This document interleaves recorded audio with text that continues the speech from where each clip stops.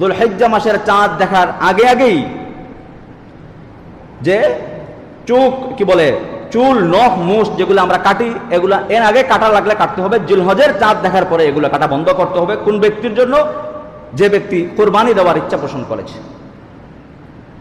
তাহলে যিনি কোরবানি করার ইচ্ছা পোষণ করেছেন যুলহিজ্জা মাসের চাঁদ দেখার আগে আগে আপনি চুল নখ ইত্যাদি কেটে দিবেন। যুলহিজ্জা মাসের চাঁদ দেখার পরে আর এগুলা কাটবেন না, আর কাটবেন কোরবানি দিয়ে ঈদের দিন, কোরবানি দেওয়ার পরে এগুলা কাটবেন। একজন সাহাবী যখন এই হাদিসটা শুনলেন, তিনি এসে আল্লাহ নবী সাল্লাল্লাহু আলাইহি ওয়াসাল্লাম বললেন, ইয়া রাসূলুল্লাহ, কুরবানির এত ফজিলত, আপনি কুরবানিওয়ালাদেরকে এত সুবর্ণ সুযোগ দিলেন, তারা চুল নখ মোচ ইত্যাদি কাটবে না, কুরবানির সওয়াব পাবে।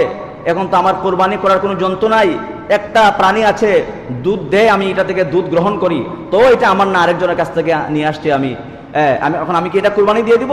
আল্লাহ নবী সাল্লাল্লাহু আলাইহি ওয়াসাল্লাম বলেন, না, তুমি বরঞ্চ যদি কুরবানির সওয়াব পেতে চাও তাইলে এক কাজ করো, তুমিও এই জিলহজ মাসের এই 10 দিন চুল নখ মোচ ইত্যাদি কাটবে না, আর ঈদের নামাজের পরে সাধারণত মানুষ যে সময় কুরবানি দিয়ে দেয় ওই সময় কাটবে, এর আগে এগুলো কাটবে না।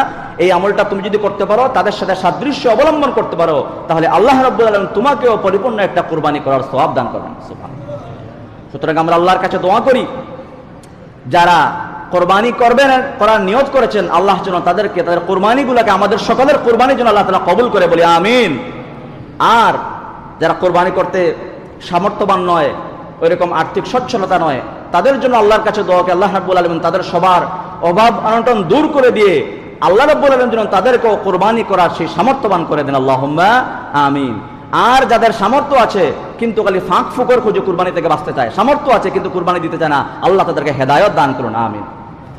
সাহাবায়ে কেরাম নিজের চুল নখ তো কাটতেন না, বাচ্চাদেরকেও তারা বিরত রাখতেন, বাচ্চাদেরকেও এই দশকে তাদের চুল নখ ইত্যাদি কাটা থেকে তারা বিরত রাখতেন।